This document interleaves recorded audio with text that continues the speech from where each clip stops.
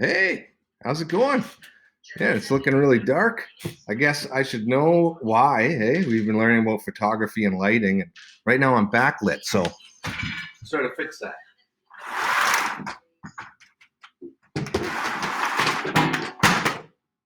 As I knock the phone off, how are we looking now? Yeah, it's a little better, eh? So some of the theory we're learning actually works. Anyways, we're kind of starting a new assignment today. I guess we started the unit last week, got a little bit talking about what our favorite characters are and why. So now I'm going to take some time to explain a little bit about the whole, like where this whole unit is going, what we're doing with this. And then I'm going to go over a little bit about things that you could think about while creating your character. So what we're going to do is we're going to develop a full, well-rounded character by answering all these questions about them. And I've got this form called the character interview sheet. It's attached to this assignment. That's the assignment for today, and you're going to go through that, and it's all kinds of weird little details that you would never think of. Now, after you're done that, we're going to write a little bit of a setting. We're going to what kind of what is the place like where this character and the story is taking place. We're going to write a short little bit of a story, and what I'm most excited about is you are going to create the character. So you're going to draw the character first, then you're going to upload it into your computer. You're going to mess around with it in Pixlr and create this digital copy, similar to, well, that's exactly what I did to create this guy here. I drew him first by hand, put him into the computer, and then started messing around with him in the computer. I used a bunch of different programs to create this character. We're going to use Pixlr. And then it gets even more exciting. Wait for it. This is what I'm most excited about.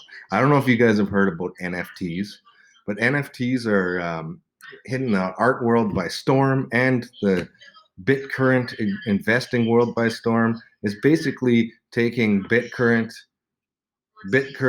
or cryptocurrency and mixing it with some sort of image. So there's little collectibles, there's artists that are selling full works of art, like this one here that you're looking at.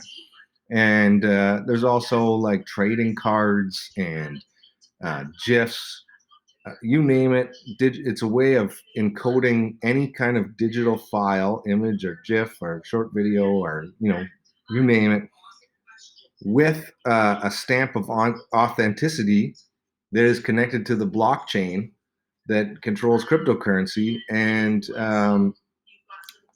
people are trading them for lots, like I'm talking millions of dollars right now. And we are going to do what's called minting our artwork. You're going to mint your artwork at the end of this if you want to, and it's going to become a crypto art that you could potentially sell. And that part I'm going to leave up to you. So I did that just as a test. If you take a look right here, I have minted 3 different works of art. We've got Bigfoot, we've got the Thunder Bay Pine apple, but he's a traveling pineapple. And if you look at this, I don't know if I'm not going to open it up right now, but if you look at this, he's been in New York, and you can see the reflection of the New York skyline in his eyes. So that's the whole thing. Now, to start today, we're going to go over this slideshow. I've got it attached there so that you can look at it. I'm going to skip over a few things and just get to the meat about character development. But this is just there for you to read if you want to go more into depth about story writing, different important assets of it, and different stuff about developing characters. So this is a resource for you just to help you. So it talks about the plot and the theme and why all this is important, and the setting and the parts of a good story, like the rising action, dialogue. Dialogue is really important. Plot and dialogue. So first, you're going to start with your main idea, right, and where it takes place. And I don't know if you guys have ever watched a movie or a TV show where that stuff is all really great. Like you're so compelled. That's kind of the first thing that's going to draw you in. If you like a certain style of show or movie and you see that this is that same style, then you're going to be attracted to listen to that or to watch it or to do whatever or to read it if it's a book. But sometimes there's a really great plot, really great idea for a theme, and you get into it and the dialogue just sucks. And that can make you fall out of you lose your attention. So dialogue's important too. Writing something that it really flows naturally, that sounds real. I've even seen movies where the actors are famous actors. You've seen them in other good movies. You've seen them act well, but their acting stinks. And I can only think that that's probably because whoever wrote the dialogue didn't give them something really good to work with. Point of view, stuff that you can read. Now, getting into the characters. The more developed your character, the better it's going to be. So you want to have a backstory. Your character doesn't just start existing at the beginning of your story,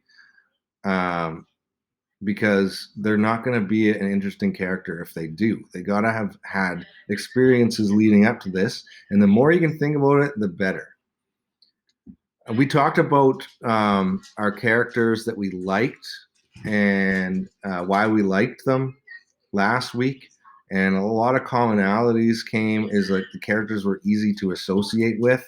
They had some kind of character flaw that we connected with, whether it be like shyness or insecurities or doubts about themselves. Maybe they become a hero, but at the beginning they're kind of a loser or something. It helps you connect with that character, and then as they grow, you feel for them. A good setting is always important.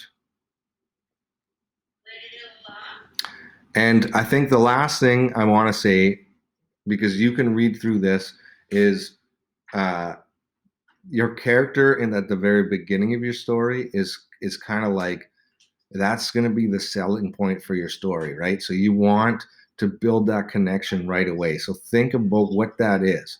What is that about your character that is going to help people connect to them?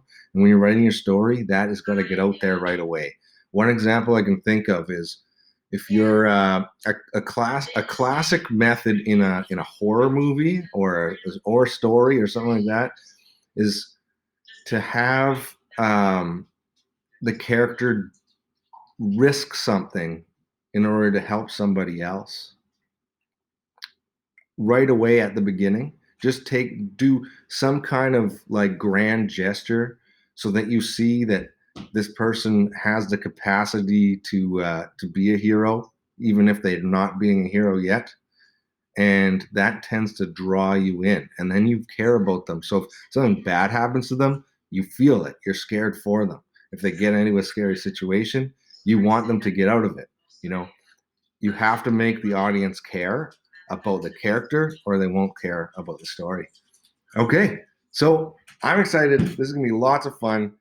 Answer the questions about your character. There's no wrong answer because you're developing them. And if you have trouble finding an answer, like if the question doesn't apply to your character at all, just write NA. But try not to do that too much, because the more questions you answer, the better your character is going to be. Alternatively, if you get to the end of it and you're like, there's some stuff that I need to tell you about this character that I never got a chance to tell you with these questions, you add that into the end too. The more the merrier, and the better it will be in that regard too. Other than that, I think I've been talking enough. You're probably excited to get into it. I can't wait to meet your characters. On Thursday this week, we're going to get together and do character interviews where you pretend to be the character and I ask you questions. And it's just for fun. There's no marks against you if you don't do it, but if you do it, you'll be rewarded with bonus marks. So if you're a real keener and you want to get ahead, that's the best way to do it. Alternatively, if you've missed a bunch of assignments and you want to get your mark up without having to catch up on those other assignments, this is a way you can do it too. Okay, take care.